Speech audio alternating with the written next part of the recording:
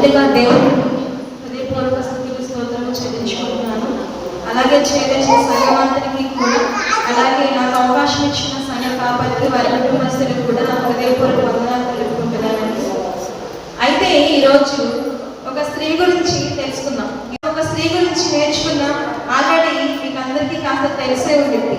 అయినప్పటికీ వాటిలో ఇంకా కొన్ని విషయాలు నేర్చుకున్నాం.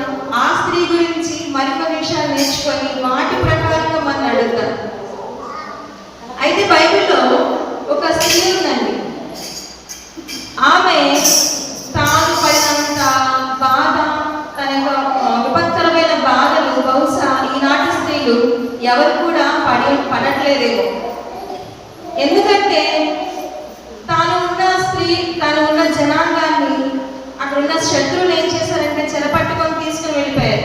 తన స్వజనులను చెరపట్టుకొని తీసుకుని వెళ్ళిపోయారు. అలాగే తన కుటుంబస్తులను, అలాగే తన తల్లిదండ్రులను కూడా, తనను తన తల్లిదండ్రులను కూడా చెరపట్టుకొని తీసుకుని వెళ్ళిపోయారు. అంత మాత్రమే కాదు, కానీ తన ముందు ఉన్న తన ముందే తన తల్లిదండ్రులు కూడా చనిపోవటం తన కళ్ళ ముందే జరిగింది. ఆ స్త్రీ, ఆ యవన బిడ్డ, మరి తల్లిదండ్రులు కోల్పోయిన యవన ప్రాయంలో ఉన్న ఆ స్త్రీ పరిస్థితి ఏంటి? ఇక నాకు అవకాశం లేదు. చిన్న వయసులోనే ఆ చిన్న బిడ్డ ఏం జరిగిందంటే తల్లిదండ్రులు పోగొట్టుకుంది. యవన ప్రాయంలోకి వచ్చాక, ఇప్పుడు యవన ప్రాయంలోకి వస్తున్నారంటే ఎన్నో ఆశలు, ఎన్నో కళలు ఉంటాయి. అవునా కదా? ఎన్నో కళలు ఉంటాయి.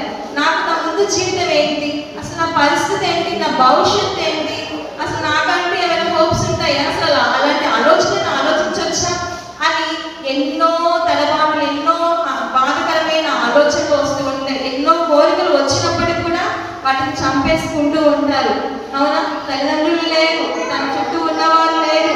అయినప్పటికీ అలాంటి పరిస్థితుల్లో ఒంటరిగా అనాథగా మిగిలిన ఆ స్త్రీ ఎవరో కాదండి, మన బైబిల్ గ్రంథంలో ఉన్న ఒకే ఒక స్త్రీ, ఎస్తేరు.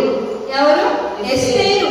తనకి ఎన్నో బాధలు, ఎన్నో శ్రమలు, తన తల్లిదండ్రులు కోల్పోయింది, చెరగా తీసుకొని పడిపోయింది. ఎక్కడికి? చెరగా తీసుకొని పడిపోయింది. ఎన్నో శ్రమలు పడ్డారు.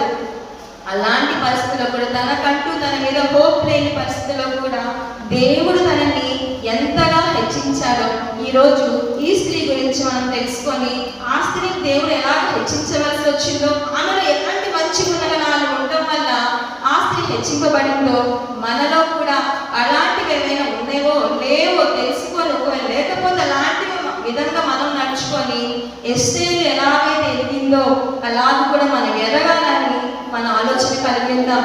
అయితే ఎస్తేరు గురించి మాట్లాడుకుంటే, ఎస్తేరు బైబిల్ గ్రంథంలో మొత్తం 66 పుస్తకాలలో 2 పుస్తకాలు ఇద్దరు స్త్రీల పేరు మీద ఉంది. ఏమైందని? ఫస్ట్ ఒకటి రూతు, రెండవది ఎస్తేరు. అవునండి, ఎస్తేరు. ఎస్తేరు అనగా నక్షత్రము అని అర్థం. ఏంటది? ఈ నక్షత్రంలో వెలుగు లేకపోయింది. ఒకానొక సమయంలో ఏమైంది? వెలుగు లేకపోయింది. ప్రకాశించబడే వెలుగు ఆ నక్షత్రంలో లేకపోయింది.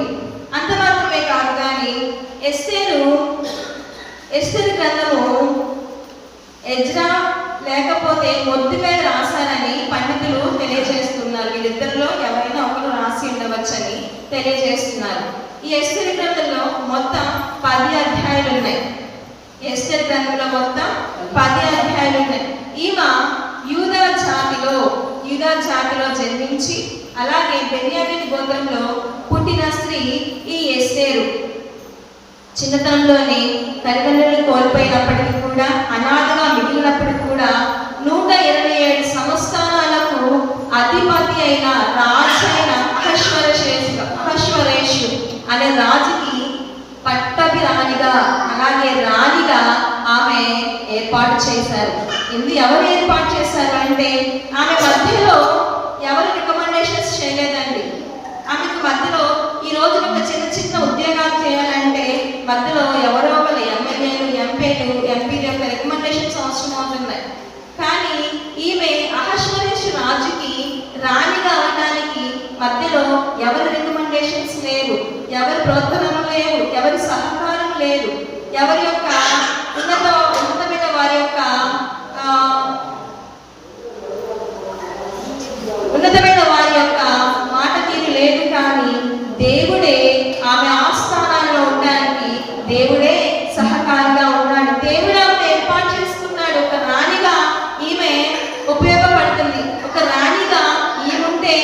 చాలా గొప్పగా ఉంటుందనేసి దేవుడే గొప్ప రాణిగా దేవుడు ఎస్తేర్ని ఏర్పాటు చేశాడు. ఒక్క దేశానికి కాదు, 2 దేశానికి కాదు, హిందూ దేశం మొదలుకొని కూషు దేశం వరకు.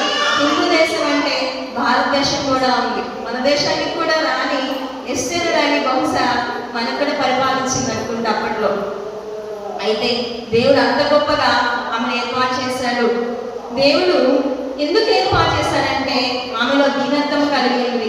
మరి చాలా మంది మనం అనుకుంటూ ఉంటాం, ఎప్పుడు మనల్ని హెచ్చిస్తాడు, ఎప్పుడు మనం ఉన్న స్థితిలో ఉంచుతాడు, మనకి ఎప్పుడు దేవుడు సహాయం చేస్తాడు, ఎప్పుడు ఇంతేనా అని ఎంత ప్రార్థిస్తున్నా కానీ మనకు దేవుడు సహాయం చేయట్లేదే అని ఎంతగానో గోచాడుతూ ఉంటాం. కానీ ప్రతి దానికి ఒక సమయం ఉంటుంది. 1 పేతురు 2వ అధ్యాయం 7వ వచనం, 1 పేతురు 5వ అధ్యాయం 6వ వచనంలో దేవుడు తగిన సమయమందు మనల్ని హెచ్చిస్తాడంట. ఎప్పుడు ఎలా ఉంటే దీన మనస్కులై ఉంటే దేవుడు మనల్ని హెచ్చిస్తాడంట. ఎలా ఉండాలంటే మనమైన రెక్కల కింద మనం ఎలా ఉండాలి? దీన మనస్కులై ఉండాలి. మనల్ని మనం హెచ్చించుకోకూడదు. దేవుడి దగ్గర మనము దీనత్వం కలిగి ఉండాలి. అప్పుడే మనల్ని తగిన సమయమందు మనల్ని హెచ్చిస్తూ ఉంటాడు. నాకు కూడా ఎప్పుడు ఒక ఆలోచన వస్తూ ఉంటది. ఏదైనా అనుకున్నానంటే నాకు నాకు ఇప్పుడే ఇచ్చేసేయాలి, నాకు ఇప్పుడే ఇచ్చేసేయాలని, నాకు ఏదైనా వెంటనే జరిగిపోవాలని ఒకప్పుడు అనుకునేదాన్ని. కానీ కొన్ని పరిస్థితులు నా జీవితం ఎదురయ్యాక ఆయన ఎప్పుడు ఇస్తాడో నేను అప్పుడే తీసుకోవాలి అనుకున్నా.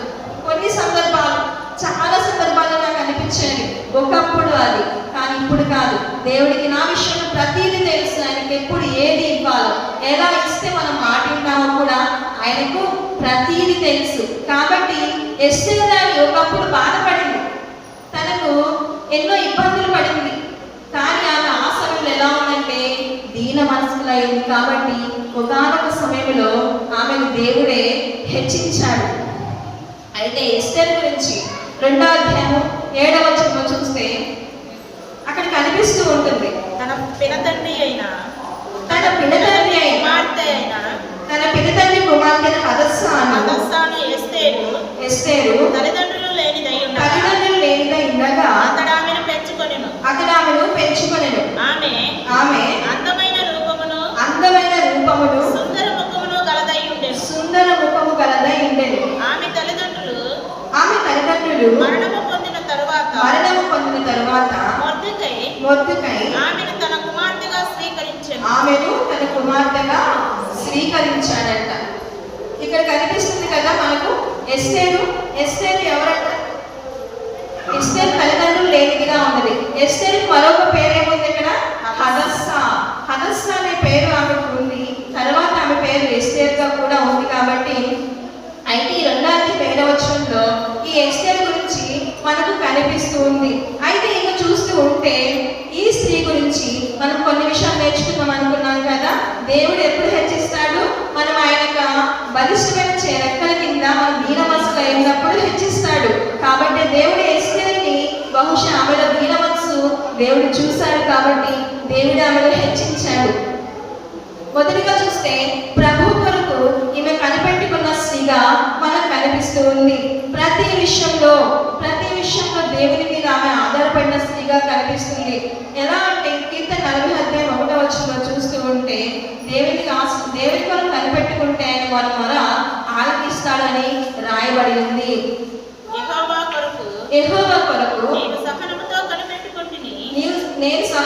కనిపెట్టుకొంటిని. ఆయన నా చెవి యొగ్గి నా మొర ఆలకించును. సహనముతో కనిపెట్టుకున్న స్త్రీగా మనకు కనిపిస్తుంది. ఈ ఎస్తేరు దేవుని దగ్గర సహనంతో కనిపెట్టుకుంది. ఎవరి మీద కనిపెట్టుకోలేదు, ఎవరి మీద ఆశ పెట్టుకోలేదు. తన తల్లిదండ్రులు చిన్నప్పటి నుంచి బహుశా చెప్పి ఉంటారు ఏమనంటే మనం దేవుడిని ఆశ్రయించాలి. మనకి ఏ బాధ వచ్చినా, మంచి అయినా చెడైనా, చాలా మంది అండి కాస్త బాధ రాగానే నువ్వు నాకు దేవుడు కాదు, నువ్వు నన్ను విడిచిపెట్టేస్తావని దేవుడు నిందిస్తూ ఉంటారు, దేవుడి నుంచి దూరం అయిపోతూ ఉంటారు. కానీ ఈ స్త్రీ తనకు బాధ వచ్చినప్పుడు దేవుడి నుంచి దూరం అవ్వలేదు. అలాగే దేవుడు ఒక రాణిగా హెచ్చించాడు. ఒక రాణిగా హెచ్చించినప్పుడు కూడా దేవుడి నుంచి ఆమె దూరం అవ్వలేదు. మనం కూడా మన పరిస్థితులు ఎలా ఉన్నా కానీ, ఏ బాధ అయినా, దుఃఖమైనా, వేదన అయినా, శోధన అయినా, మనల్ని ఎంతమంది ఇబ్బంది పెట్టినా కానీ మనము దేవుడి నుంచి దూరం అవ్వకూడదు.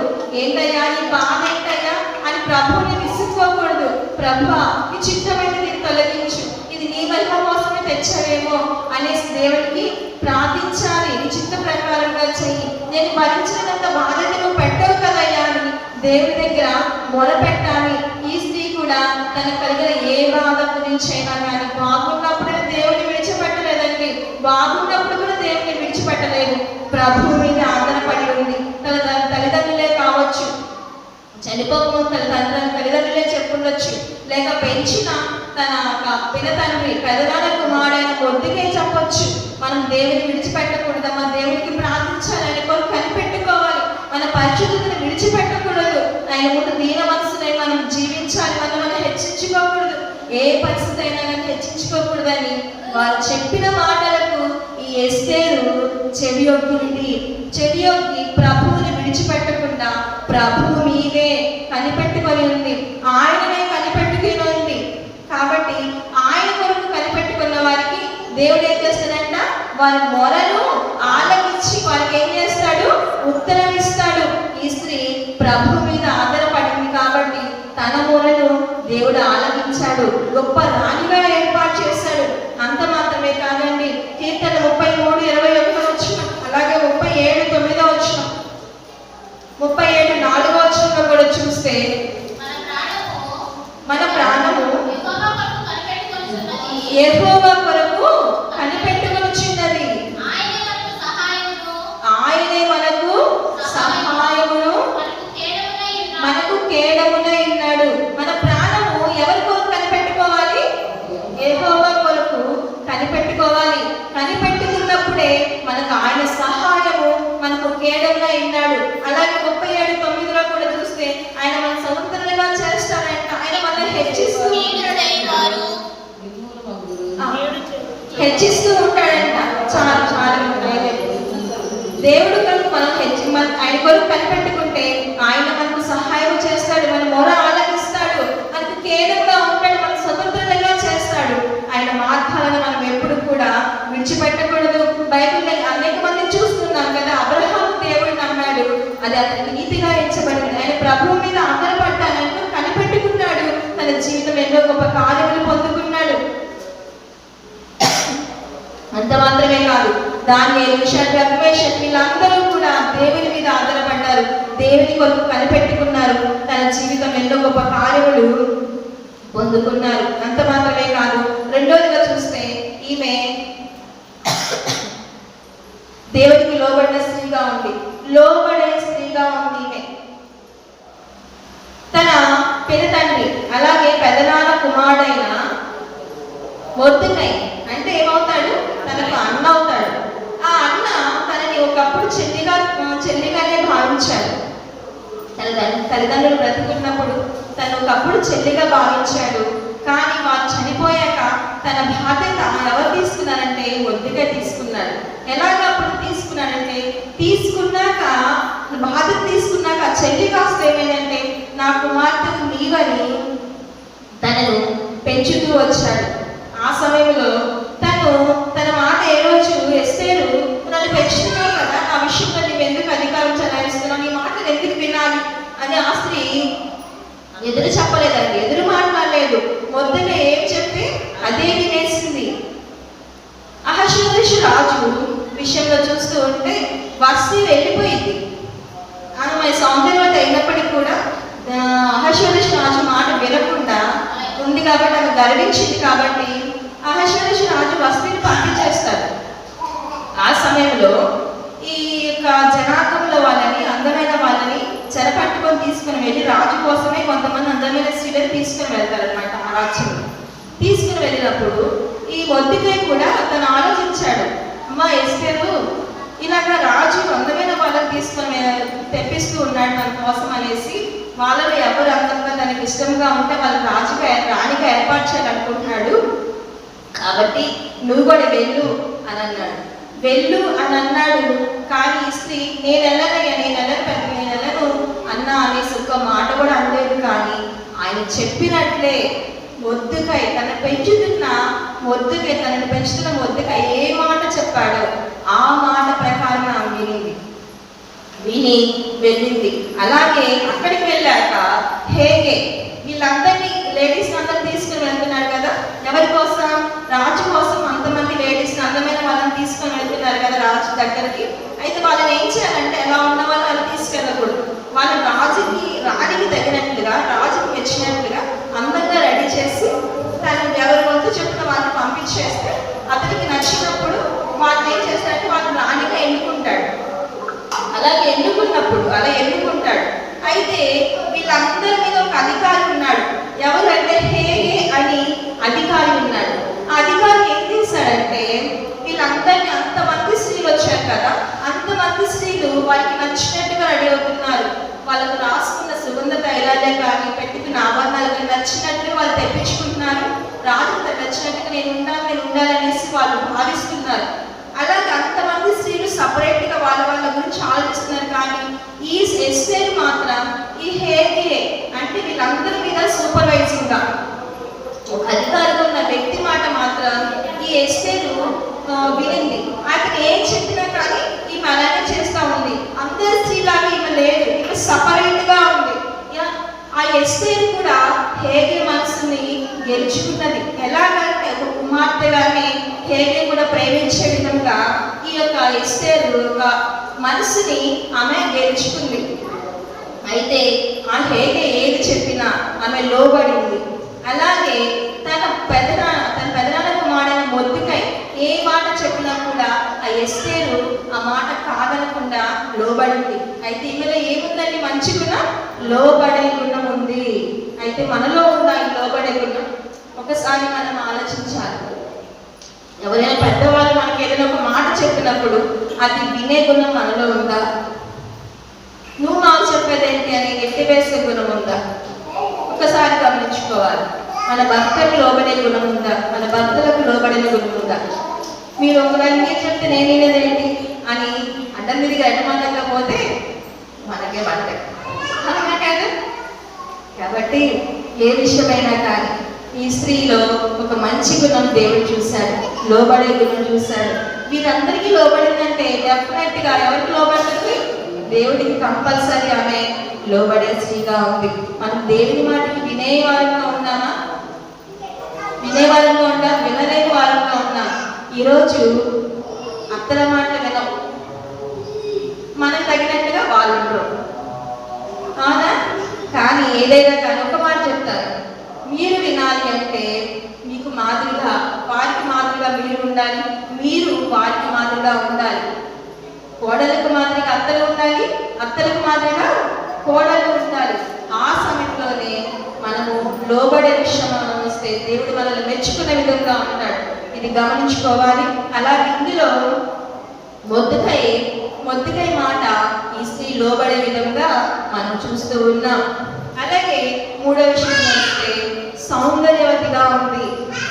అదే 2:7 చూస్తే చదవద్దాం. అయితే ఎలా ఉంది ఈమె?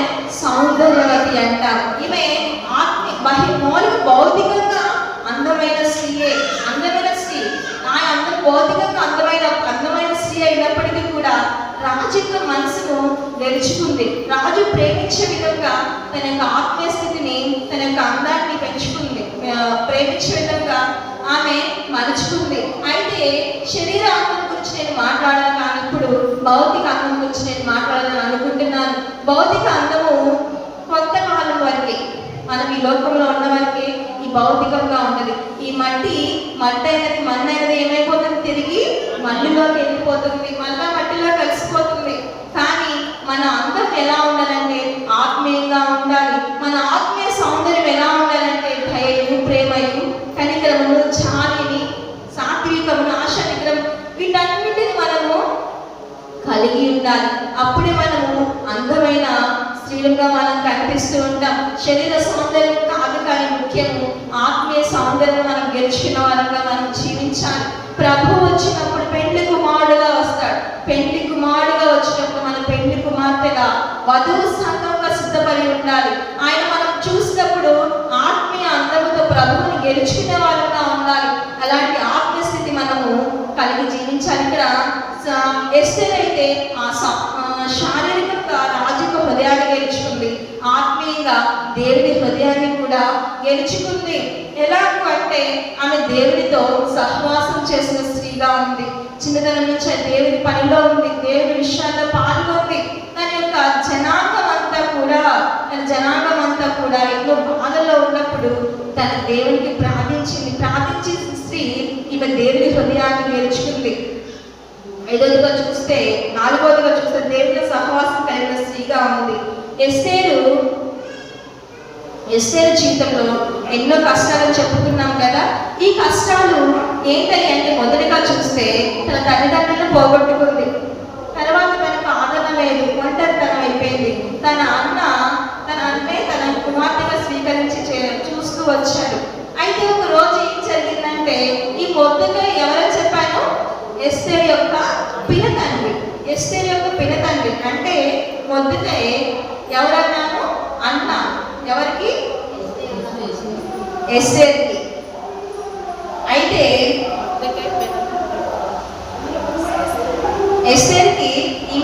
ఎస్తేరుకి మొద్దుకై ఏమవుతాడన్నాము అన్న.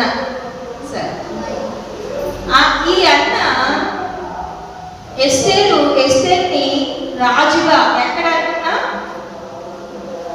అహష్వేరోషుకి ఒక రాణిగా ఎస్తేరు ఉంది. అవునా? ఆ దేశానికి, ఆ రాజ్యానికి, వాళ్ళు ఉంటున్న కోటకి ఈ మొద్దుకై ఒక ద్వారపాలకుడుగా ఉన్నాడు. ఎలా ఉన్నాడు? ద్వారపాలకుడుగా ఉన్నాడు. అయితే మీకు ఇవన్నీ తెలియదు కాబట్టి నేను కొంచెం నేర్పించుకుంటా వస్తాం. మా సండే స్కూల్ పిల్లలకు నేర్పించుకున్నాను ఈరోజు. అంటే కొన్ని విషయాలు అందరికీ తెలుసు, కొన్ని విషయాలు తెలియదు కాబట్టి. అయితే ఈ మొద్దుకై ఎలా ఉన్నాడు? ఆ కోటకి ద్వారపాలకుడిగా ఉన్నాడు. అయితే ఆ కోటకి వాళ్ళకి ప్రధానమంత్రి ఎవరంటే హామాను. రాజు ఉన్నాడంటే ఎవరుంటారు? కంపల్సరీ ప్రధానమంత్రి ఉంటాడు. అయితే కోటకి ప్రధానమంత్రి ఎవరు అంటే హామాను. అతను వచ్చినప్పుడు ఇప్పుడు మనం స్కిట్లలో చూస్తున్న రాజు వస్తాడంటే ప్రతి ఒక్కరు ఏం చేస్తున్నారు? సైనికులు నమస్కారం చేస్తూ ఉన్నారు. అయితే అలాగా హామాను వస్తున్నప్పుడు ప్రతి ఒక్కళ్ళు, ఇప్పుడు హామాను ఏ పొజిషన్లో ఉన్నాడు? ప్రధానమంత్రి పొజిషన్లో ఉన్నాడు. ప్రధానమంత్రి పొజిషన్లో ఉన్నప్పుడు పక్కన ఉన్న వాళ్ళు ఏం చేయాలి? నమస్కరించాలి. అయితే ఈ హామాను వస్తున్నప్పుడు దారిలో వస్తున్న వాళ్ళందరూ కూడా ఈ యొక్క హామానికి నమస్కారం చేస్తున్నారంట. కానీ ఒక్క అతను చేయట్లేదు. ఎవరయ్యా అంటే ఆయన మొద్దుకై. యూదులు ఏంటంటే ఇప్పుడు ఎస్తేరు వాళ్ళు ఎవరనుకున్నా? యూదులు అనుకున్నా. యూదులు ఏంటంటే ఎవరికి నమస్కారం చేయరు, దేవునికి తప్ప ఎవరికి నమస్కారం చేయరు. అందుకని ఈయన ఒకసారి చూశాడు, 2 సార్లు చూశాడు, 3 సార్లు చూశాడు. ఏంటి హామాను ఇతను ఎవరు? ఇతను ఎందుకు నాకు నమస్కరించట్లేదు అనేసి ఒక రోజు అంటే నేను దేవుడికి తప్ప నేను ఎవరికి నమస్కరించాను అనేసి అడ్డం తిరిగి మాట్లాడేసాడు. మరి ఈ పొజిషన్లో ఉన్నాడు కదా, హై పొజిషన్లోనే ఉన్నాడు కదా. మరి తనకి కోపం వచ్చేసింది. హామానికి కోపం వచ్చేసి ఇతని వ్యవహారం ఎలాగైనా తేల్చాలి, అసలు వీళ్ళ జాతి ఏంటి, వీళ్ళేంటి, వీళ్ళు ఎవరేంటి అనేసి హామాన్ అంతా ఆరాధిస్తే వీళ్ళు యూదులు అని తెలిసింది. తప్పు చేసింది ఎవరు? నమస్కరించింది ఎవరు? మొద్దుకై. కానీ ఈ హామాను ఏం చేశాడంటే మొద్దుకై చేసిన తప్పుకి తన జాతి అంతటిని కూడా మొద్దుకై నాకు నమస్కరించట్లేదు కదా, వీళ్ళ జాతి అంతా కూడా నాకు నమస్కరించరు, కాబట్టి వీళ్ళందరినీ కూడా నేను నాశనం చేయాల్సిందే అనేసి ఈ మొద్దుకైని హామాను చంపాలని, వాళ్ళ జాతిని కూడా నాశనం చేయాలనేసి ఒక కుట్ర పన్నాడు. అంత మాత్రమే కాదు, ఈ మొద్దుకై కోసం ఒక ఊరికొయ్యను కూడా ఏర్పాటు చేశాడు ఈ హామాను. ఇక ఈ విషయం మొద్దుకై తెలిసింది. ఇలాగా మన జాతంతని నాశనం చేయాలని చూస్తున్నాడు ఈ హామాను అనేసి మొద్దుకైకి విషయం తెలిసింది. ఆ ఫామ్స్ వచ్చేసి, ఆ నోటీస్ వచ్చేసి తెలిసిపోయింది. ఇక చూడండి, మొద్దుకైకి బాధ వేసి ఇక ఆ గోధుమ పట్ట కట్టుకొని దేవుడికి ప్రార్థిస్తూ దుఃఖిస్తూ, ఎస్తేరు ఏ పొజిషన్లో ఉంది? ఇప్పుడు రాణి పొజిషన్లో ఉంది. అయితే ఈ రాణి పొజిషన్లో ఎస్తేరుకి ఈ లెటర్స్ పంపించేశారంట. ఇలాగా మీ దగ్గర ఉన్న ప్రధానమంత్రి ఉన్నాడు కదా హామాను, మన జాతంతని నాశనం చేయాలని చూస్తున్నాడు, కాబట్టి నువ్వేం చేస్తావంటే రాజు దగ్గరికి వెళ్ళు, మాట్లాడు, మాట్లాడి ఏ ఆజ్ఞను వాళ్ళు పాస్ చేశారో ఆ ఆజ్ఞను మీరు తీసేసేలాగా నువ్వు మాట్లాడనేసి ఈ బయట ఉన్న మొద్దుకై ఈ ఎస్తేరు దానికి పాస్ చేశాడు. ఈ మెసేజ్ ని పాస్ చేశాడు. పాస్ చేస్తే ఏం జరిగిందంటే రాజు దగ్గరికి ఎప్పుడు పడినప్పుడు వెళ్ళడానికి లేదు. ఎవరైనా కానీ ఏ సమయంలో పడితే ఆ సమయంలో వెళ్ళడానికి ఉండదు. పర్టికులర్గా ఒక సమయం, ప్రతి ఒక్కరికి ఒక్కొక్క సమయం వచ్చింది. ఎప్పుడు పడితే అప్పుడు వెళ్తే రానైనా ఎవరైనా కానీ వెంటనే చంపేస్తాడు. అయితే ఈ విషయం ఏం చేసిందంటే ఈ రాణి మళ్ళా మొద్దుకైకి విషయం పాస్ చేసింది. ఏమనంటే మీరు నువ్వు చెప్పావు కదా ఎప్పుడు పడినప్పుడు నేనంతా రానైనా కానీ రాజు దగ్గరికి వెళ్ళడానికి వీలు లేదు, ఇప్పుడు వెళ్ళడానికి కుదరదు, నా సమయము ఇంకా రాలేదనేసి మళ్ళా లెటరు మొర్దెకైకి పాస్ చేసింది. అర్థమవుతుందండి? అర్థమవుతుందా? అయితే మళ్ళా పంపించింది. పంపిస్తే ఇక చూడండి, ఇప్పుడు ఆల్రెడీ మనకి ఒక ఆజ్ఞ వచ్చింది. ఏంటంటే యూదులు యుద్ధ జాతి వారందరినీ సంహరించాలనేసి ఒక ఆజ్ఞ అయితే పాస్ అయిపోయింది. ఇక లేట్ అయిపోతే సంహరిస్తారు. ఇక ఈ మొర్దెకై ఏం చేశాడంటే వెంటనే రాణికి ఒక విషయం చెప్పాడు. నువ్వు రాణిగొడ్డులో ఉన్నావని, గొప్ప రాణిగా ఉన్నావని నువ్వు హెచ్చిస్తున్నావేమో, నువ్వు కూడా యూదురాలివే. కాబట్టి నువ్వేం చేస్తావంటే నువ్వు సహాయం చేయకపోతే మానేసే, నిన్ను నీ ప్లేస్లో ఇంకొకటి నాకు దేవుడు సహాయం చేస్తాడు, ఏర్పాటు చేస్తాడనేసి ఈ మొద్దుగా ఏం చేశాడంటే మళ్ళా వెంటనే ఎస్తేరు రాణిని అరుస్తూ మెసేజ్ పాస్ చేస్తాడు. 4:14 చూడండి. నువ్వు ఈ సమయం అంతా ఏమీ మాట్లాడక మౌనంగా ఉన్నాడు. ఎలా? ఎవరు చెప్తున్నారు? మొర్దెకై ఎస్తేరుతో చెప్తున్నాడు. నువ్వు ఈ సమయం అంతా ఏమీ మాట్లాడక మౌనంగా ఉంటే యూదులకు సహాయం విడుదలయ్యు మరి ఒక దిక్కు నుండి వచ్చును గాని నీవును నీ తండ్రి ఇంటి వారును నశించుదురు. నీవు ఈ సమయమును బట్టి రాజ్యమునకు వచ్చిందివేమో ఆలోచించుకోనమని చెప్పుమని. అప్పుడు ఎస్తేరు ఈ సమయం అందు మాట్లాడకుండా మౌనంగా ఉంటే నువ్వు కాకపోతే మరి ఒక దిక్కు నుంచి నాకు దేవుడు సహాయం చేస్తాననేసి ఈ మొర్దెకై ఎస్తేరుకి పాస్ చేశారు. ఇక ఎస్తేరు ఏం చేయాలి? ఇక తప్పదు. ఇప్పుడు తన జనాంగాన్ని కాపాడుకోవాలి. జనాంగాన్ని కాపాడుకోవాలంటే రాజు దగ్గరికి వెళ్ళి మాట్లాడాల్సిందే. మాట్లాడాలంటే ఆ సమయం రాలేదు. ఒకవేళ వెళ్ళిందంటే చనిపోయింది. ఇక ఆమె ఏ పరిస్థితి, ఇటు వెళ్ళకుండా ఉండాలంటే తన జనులు నాశనం అవుతారు, ఇటు వెళ్తే ఆమె చనిపోయింది. మరి ఏ పరిస్థితి? అర్థం కాని పరిస్థితిలో ఉంది ఎస్తేరు. అయినా కానీ ధైర్యం కలిగిన స్త్రీగా ఉంది. ఇక్కడ ధైర్యం కలిగి రాజు దగ్గరికి వెళ్ళింది. రాజు దగ్గరికి వెళ్ళడానికి సిద్ధపడుతుంది. ఎలా అంటే ఇక సరే నేను చనిపోయినా పర్లేదు కానీ నా జనాంగాన్ని నేను రక్షించుకోవాలనేసి ఒక దృఢ నిశ్చయముతోనే చనిపోయినా పర్లేదు, ఎవరిని? నా జనాంగాన్ని నేను రక్షించుకోవాలనేసి ఒక దృఢ విశ్వాసం కలిగి ధైర్యం కలిగిన స్త్రీగా కూడా మనము ఈ విషయంలో మనం చూస్తూ ఉన్నాం. అయితే ఈమె 3 దినములు ఉపవాసం ఉంది. ఎన్ని దినాలు ఉందండి?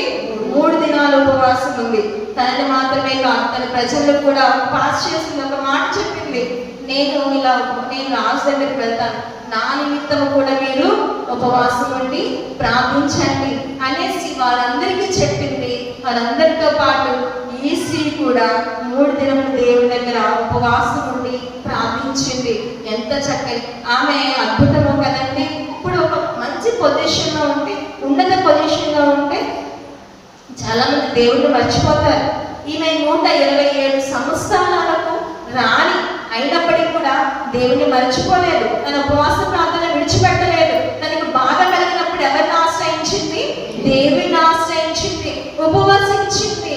ఒక మంచి ఆయుధం అండి. అసలు మన జీవితంలో ఎంత పెద్ద సమస్య ఉన్నా కానీ, ఎంత అద్భుత కార్యములు జరగాలన్నా కానీ ఒక మంచి ఆయుధం ఏంటంటే ప్రార్థన. రెండవది ఉపవాస ప్రార్థన. ఉపవాస ప్రార్థన మన జీవితంలో ఎలాంటి పరిస్థితినైనా కానీ కదిలించేసింది, వేలతో సహా పిగిలించి వేసింది. నేను ఎలా చెప్తానంటే నా జీవితంలో ఎన్నో అద్భుతాలు దేవుడు చేశారు. నేను చెప్పాలంటే మాటలకు మించినవి. నా బిడ్డల విషయంలో గొప్ప కార్యం చేశారు దేవుడు. నాకు ఏ బాధ వచ్చినా ముందు నేను ప్రార్థించేది నా తండ్రికి. నేను ఎవ్వరికి చెప్పాలనుకోను, ఎవరిని నేను పంచుకోవాలనుకోను. అసలు ముందు దేవుడి దగ్గర ప్రార్థిస్తాను. నా కుటుంబస్తులు కూడా తెలియదు ఒక్కొక్కసారి నేను ఉపవాసం ఉన్నప్పుడు. అలా దేవుడికి ప్రార్థించుకుంటాను. ఏ బాధ వచ్చినా కానీ ముందు ప్రార్థించాల్సింది దేవుడికి. మొదటిగా ఫుల్గా తినేసి కాదు. మన పిల్లలు ఆకలితో ఉండి మనం తృప్తిగా తినగలుగుతారా? వాళ్ళు అడిగి పనుకుంటారు, వాళ్ళు తినలేరు కదా, నేను ఎలా తింటాననేసి అది పక్కన పెట్టేస్తాం. అవునా కాదా? అలాంటిది మన తండ్రి మన జీవితంలో మనము అయ్యా నాకు ఇది కావాలయ్యా, నేను పరిచయలేకపోతున్నానే ఈ బాధలని దేవుడికి ప్రార్థిస్తే ఆయన మనం తినకుండా చూస్తూ కడుపు కాల్చుకుంటా ఉంటే ఆయన సంతోషంగా ఉంటాడా? ఉండడు. ఎంత మాత్రం ఉండడు. మన పిల్లల మీద మనకే ఇంత ప్రేమ ఉంటే మన మీద దేవుడికి ఎంత ప్రేమ ఉండాలి? అయితే ఆ స్త్రీ అసలు ఎంత అద్భుతమైన ఆలోచన కలిగింది. ఉపవసించి ప్రార్థించింది. దేవుని కార్యాలను, రాజు ఇచ్చిన ఆజ్ఞను తిప్పివేసింది. దేవుని కార్యాలను తన జీవితంలో బయలుపరిచింది. 3 దినాలు ఉపవాసం ఉండి ప్రార్థించింది. రాజు దగ్గరికి వెళ్ళినప్పుడు రాజు నాటాన్నే నరికేలేదు, కానీ రాని అని ఆహ్వానించి నీకేమి కావాలో చెప్పు అనేసి అన్నాడు. రాజా ఇదిగో ఇలా జరిగింది అనేసి రాజుకి రాణి వర్ణించినప్పుడు దేవుడు రాజు యొక్క మనస్సును మార్చాడు. రాణిని ప్రేమించే విధంగా ఏర్పాటు చేసి రాణితో అన్నాడు, నీకేం కావాలో చెప్పిన రాజ్యంలో సగం ఇచ్చేయమంటావా అని అన్నాడు. రాజ్యంలో సగం కాదయ్యా, మా యుద్ధ జనాంగం మీద ఎంత ద్రోహం జరుగుతుంది, కాబట్టి ఆ యొక్క ద్రోహాన్ని నువ్వు మార్చివేసేయాలనేసి చెప్పినప్పుడు దేవుడు ఆ 3 దినాల ఉపవాస ప్రార్థన ఏం జరిగిందంటే రాజు యొక్క ఆజ్ఞను కూడా తిప్పివేసేలాగా జరిగింది. తీరా హామాను ఎవరి కోసమైతే యూదులను సంహరించాలని చూశాడో, తీరా ఎవరి కోసమైతే ఉరికొయ్యను ఏర్పాటు చేశాడో ఆ హామాను తిరిగి ఆ ఉరికొయ్యకే ఈ రాజు హామాను ఉరి తీర్చడం జరిగింది. దేవుని బిడ్డలకు వ్యతిరేకంగా ఏ పని చేసినా అది దేవుడు మళ్ళా వారికే తిప్పి కొడతాడు. ఏ విషయమైనా ఏ కార్యమైనా ఈ రాణి జీవితంలో చూశారు కదా, ఎస్తేర్ రాణి ఒకప్పుడు ఒంటరిది. ఇప్పుడు ఆ సమయానికి 127 సంస్థానాలకు రాణిగా మారింది. అయితే దేవుని జనం ఒక్కసారి మీరు ఆలోచించండి. ఈమెలో ఎన్ని గుణగల లక్షణాలు మనం చూస్తామంటే ప్రభు కొరకు కనిపెట్టుకున్న స్త్రీగా మనకు కనిపిస్తుంది. రెండవదిగా ప్రభు మీద ఎలాగా లోబడే మనసు కలిగిన స్త్రీగా మనం కనిపిస్తుంది. మూడవది సౌందర్యమైన స్త్రీగా మనం కనిపిస్తుంది. దేవుడితో సహవాసం చేసిన స్త్రీగా కనిపిస్తుంది. సౌందర్యవంతురాలుగా కనిపిస్తుంది. అలాగే చూస్తూ ఉంటే ధైర్యం కలిగిన స్త్రీగా మనం కనిపిస్తుంది. అలాగే తన జనాంగాన్ని రక్షించుకున్న స్త్రీగా మనకు కనిపిస్తుంది. ఎంత పెద్ద సాహసం చేస్తే తన ప్రాణాలను కూడా తెగించి ఆ రాజు దగ్గరికి వెళ్ళింది. తన జనాంగాన్ని రక్షించుకుంది. ఈ రోజున మన కుటుంబాన్ని మనం రక్షించుకుంటున్నామా? కనీసం మన ప్రాంతంలోనే ఉంటుందా? అయ్యా నన్ను రక్షించు, నా కుటుంబాన్ని రక్షించు. ఈ లోకంలో కాపాడే విధంగా కాదండి, ఆత్మీయంగా కాపాడాలి. ఇక్కడ బ్రతికున్న వాళ్ళు మన ఇష్టానుసారం బ్రతికామనుకోండి, చనిపోయాక ఇక్కడ మహా అయితే 75 సంవత్సరాలు ఉంటా. తర్వాత యుగాలు తరతరాలు ఉండేది ఎక్కడ అంటే మంచిగా దేవునికి ఇష్టంగా బ్రతికితే పరలోకంలో, దేవునికి నచ్చినట్టు బ్రతికితే ఇంత నరకాగ్నిలో ఉండవలసి వస్తుంది. ఈ ఆత్మీయ దేహమును, ఈ ఆత్మను రక్షించుకోవడానికి మనము పోరాడాలి. ప్రార్థనలో ఉండాలి. నా ఆత్మీయ జీవితం ఎంత మాత్రం తొట్టులేనివ్వద్దయ్యా, నేను రక్షించబడాలి, నా కుటుంబం రక్షించబడాలి అనేసి దేవునికి ఏ రోజైనా ప్రార్థించారా? ఎప్పుడు నాకు అంతికు, డబ్బులకు, ధనమికు, నా ఆస్తికు, గొప్ప పేరునికు, కీర్తినికు అనే ప్రార్థిస్తున్నాము. ఒక్కసారి మనం ఆలోచించుకుని ప్రార్థన జీవితం ఎలా ఉంటుందో సార్ గమనించుకోవాలి. ఆత్మీయ జీవితం ఎలా ఉందో మనం గమనించుకోవాలి. మన ఆత్మీయ జీవితం దేవుడికి ఇష్టమైనగా ఉంటే పరలోక రాజ్యంలో మనం చేర్చబడతాం. మోనిక అనే స్త్రీ అంట తన కుమారుడు అగస్టిన్ తను ఎంతో లోకంలో పడిపోయినప్పుడు 19 సంవత్సరాలు దేవుడికి ప్రార్థించిందంట. 19 సంవత్సరాలు ప్రార్థించి తను మారు మనసు పొందే విధంగా తనని ఏర్పాటు చేస్తుంది. దేవుడికి ప్రార్థించింది, దేవుడు విన్నాడు. ఈ ప్రార్థన కూడా దేవుడు వింటాడు. కానీ నిజాయితీగా చేయ ప్రార్థన, ఫార్మాలిటీ కాదు, ఆచారబద్ధంగా కాదు, మోకరించామంటే నలుగురు చూస్తారని కాదు. మన ప్రార్థన నలుగురు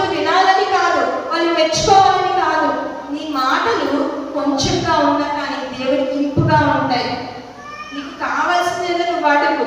నీకు చేసిన కార్యములు దేవునికి, అయ్యా నీ కార్యం చేస్తావు కాబట్టి స్తోత్రాలు, కృతజ్ఞత పూర్వకంగా దేవుని మనం అడగాలి. ఆయన చేసిన కార్యాలను బట్టి ఆయన స్తుతిస్తూ మనకు కావాల్సినవిగా మనము అడగాలి. అంత మాత్రమే కాదు, మన ఆత్మీయ జీవితం లక్ష్యంలోకి రావాలి. వస్తున్నాం వెళ్తున్నామంటే ఉపయోగం లేదు. ఫార్మాలిటీ అనే జీవితం కాదు మనకి. ఈ లోకంలో దేవుడు మనకి ఇచ్చింది ఎందుకు? ఆయన కొరకు బ్రతకడానికి, మన కోసం బ్రతకడం కోసం కాదు, మన కొరకు మనం బ్రతకాలి. అంతకన్నా ఇంకా దేవుని కొరకు బ్రతకాలి. అంత మాత్రమే కాదు, ఆఖరిగా చూస్తే కృతజ్ఞత కలిగిన స్త్రీగా కనిపిస్తుంది. ఈ ఎస్తేరు రాణి నాకు కోటకు వెళ్ళడానికి కారణం ఎవరనుకున్నా? వెరీ గుడ్, మొర్దెకై అనుకున్నాం. అవునా? మొర్దెకై. ఈ మొర్దెకై వల్లే ఈమె ఎస్తేరుకు రాణిగా ఏర్పడింది. రాజు ఆమెను ప్రేమించాడు. ఆమెను రాణిగా తన యొక్క భార్య కిరీటాన్ని తీసి, తన వస్తి అనే భార్య కిరీటాన్ని తీసేసి ఈ ఎస్తేరు తల మీద పెట్టడం జరిగింది. అప్పుడు ఎస్తేరు రాణిగా మారింది. అయితే దీనికి కారణమైన ఎవరు? కారణము మొర్దెకై అనుకున్నాం. అయితే ఈ మొర్దెకై చేసిన ఉపకారాన్ని ఎస్తేరు మర్చిపోలేదండి. ఆఖరి అధ్యాయంలో ఉంటుంది కదా, ఆఖరి అధ్యాయం 10వ అధ్యాయంలో మనం చూస్తూ ఉంటే ఈ మొర్దెకై చేసిన ఉపకారాన్ని ఎస్తేరు మర్చిపోకుండా రాజు దగ్గర చెప్పింది.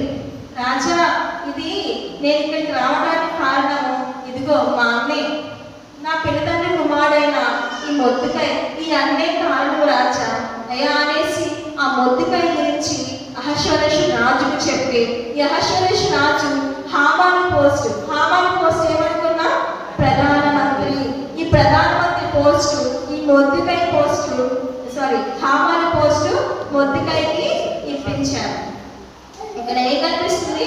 కృతజ్ఞత బుద్ధి కనిపిస్తుంది. మనకి ఎవరైనా ఏదైనా సహాయం చేస్తే, హెల్ప్ చేస్తే మనం కూడా ఏ విషయంలోనైనా వారికి చేసినా చేయకపోయినా వాళ్ళకి ఉపయోగపడే వాళ్ళుగా మనం ఉండాలి. కృతజ్ఞత బుద్ధి కలిగి మనము జీవించాలి. అయితే ఈ స్త్రీ ద్వారా మనం నేర్చుకున్న కొన్ని విషయాలు మొదటిగా చూస్తూ ఉంటే, దేవుని కొరకు కనిపెట్టుకున్న స్త్రీగా ఉంది. మనం కూడా ప్రతి బాధలో, ప్రతి విషయంలో బాగున్నా బాగోపోయినా ప్రభు మీద ఆశ పెట్టుకుని ఉంటే, ఆయన కొరకు కనిపెట్టుకుని ఉంటే ఆయన మనకు సహాయము చేస్తాడు.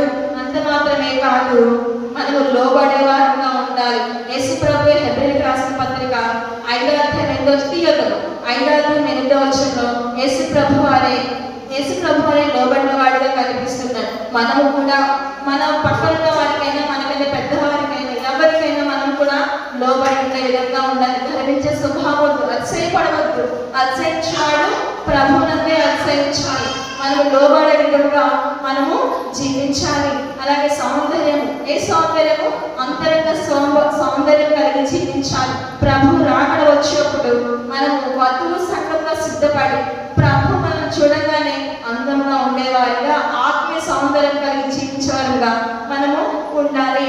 అంత మాత్రమే కాదు, దేవునితో సహవాసం కలిగిన స్త్రీగా మనం ఉండాలి. ప్రతిసారి, ప్రతి బాధ ఎప్పుడైనా కానీ ఆయన సహవాసాన్ని మనం విడిచిపెట్టద్దు. మనలో పరిశుద్ధాత్మ దేవుడు ఉంటారు. నువ్వేం చేస్తున్నావు, ఎలా ఉన్నావు, పాపము చేస్తే నువ్వు పాపం చేస్తున్నావు మనలో హెచ్చరిక చేస్తూ ఉంటారు పరిశుద్ధాత్మ దేవుడు. కానీ అది లెక్క చేయకుండా మన ఇష్టానుసారంగా మనం ఉన్నాం. మన చేతికి గోర్లు పెరిగినప్పుడు ఏం చేస్తాం? దాన్ని కట్ చేస్తాం. అవునా కదా? వేలు కూడా కట్ చేసుకుంటే ఏమవుతుంది?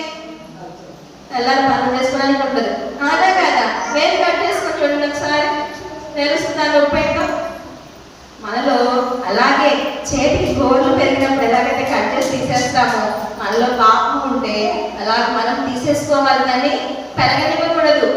ఆత్మీయ జీవితం కూడా అంటే ఆత్మీయ జీవితంలో ఎటువంటి పాపం కూడా మనలో చోటు ఉండడానికి వీల్లేదు. అలాగే ధైర్యం కలిగిన స్త్రీగా మనం కనిపిస్తుంది. ఎలాంటి క్లిష్ట పరిస్థితి అయినా కానీ దేవుని మీద ఆధారపడి ధైర్యం కలిగిన స్త్రీగా మనకు కనిపిస్తుంది. ఉపవాసం ఉన్న స్త్రీగా మనకు కనిపిస్తుంది. దేవుని మీద ఆధారపడిన స్త్రీగా మనకు కనిపిస్తుంది. మన జీవితాల్లో కూడా ఉపవాసం అనేది ఒక ఆయుధంగా మనము జీవించాలి. ఆయుధం, మంచి ఆయుధము ఉపవాస ప్రార్థన మనము కలిగి జీవించాలి మన జీవితంలో. అంత మాత్రమే కాదు, మన జనాంగాన్ని, మన కుటుంబ సభ్యులను ముందు మనమే రక్షణ పొందాలి. మన కుటుంబ సభ్యులను కూడా రక్షణలోకి తీసుకురావాలి. ఒకవేళ వారు ఇన్నటి పక్షం వారి గురించి ప్రార్థన చేస్తే ఆయనే నడిపించుకుంటాడు. అంత మాత్రమే కాదు, కృతజ్ఞత కలిగిన స్త్రీగా మనం కనిపిస్తుంది. మనం కూడా అలాంటి జీవితం కలిగి జీవించాలని, ఈ స్త్రీలో ఉన్న ఇన్ని మంచి లక్షణాలు మనం కలిగి జీవిస్తే, ఈ స్త్రీ ఒకప్పుడు ఒంటరిగా అయింది, ఆ రోజున ఒక రాణిగా ఏర్పడింది. ఈ రోజున మనం ఒకవేళ ఒంటరి స్థితిలో ఉన్నామేమో, బాధలో ఉన్నామేమో, ఏ స్థితిలో ఉన్నామో కానీ దేవుడు మనల్ని ఒక దినాన హెచ్చిస్తూ ఉంటాడు. ఆ దినము రావాలంటే మనము ఆయన బలిష్టమైన రెక్కల కింద మనము దీన మనస్కులై ఉండి ఆయన ఇష్టానుసారంగా జీవించాలని కోరుకుంటూ మీ అందరికీ నా హృదయపూర్వక వందనాలు.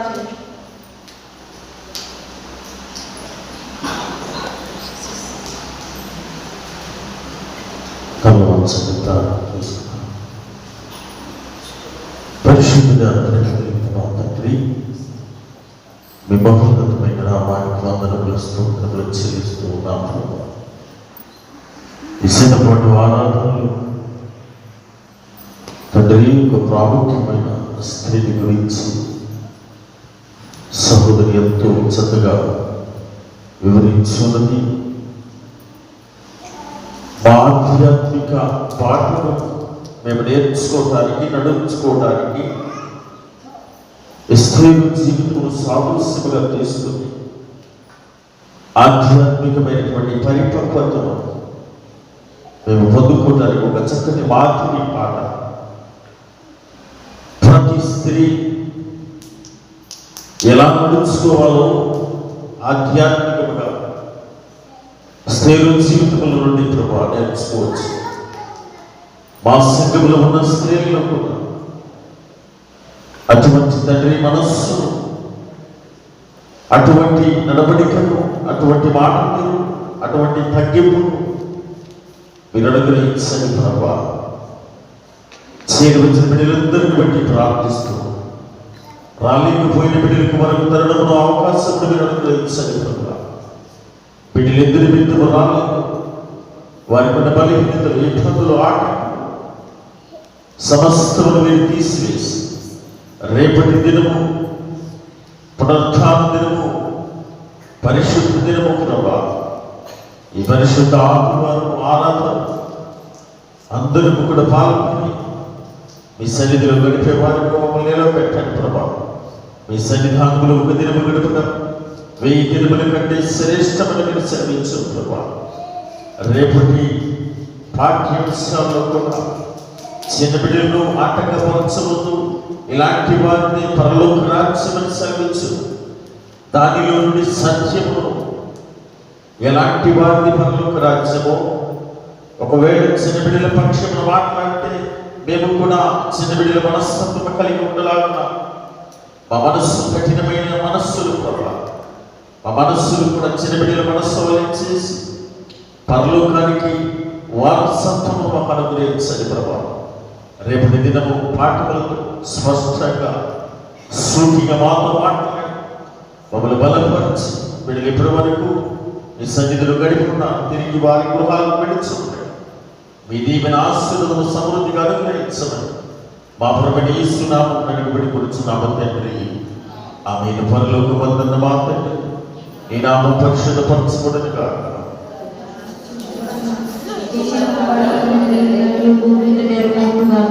మార్నింగ్ ఆహారం నేడు మాకు దయచేయండి. మా ఎడల బాధలు చేసిన క్షమించిన ప్రకారం మా అపరాధాలను క్షమించు. తప్పించు. రాజ్యము, శక్తి, మహిమ నిరంతరం నీవైనావు తండ్రి. ఆమేన్. తండ్రి దేవుని ప్రేమ, ప్రభువైన యేసుక్రీస్తు కృప, పరిశుద్ధాత్మ నిండు సహవాసం చేరువచ్చిన మనకు మన సంఘంలో సకల పరిశుద్ధులకు ఆయన ఆత్మతో నడిపించుగాక. ఆయన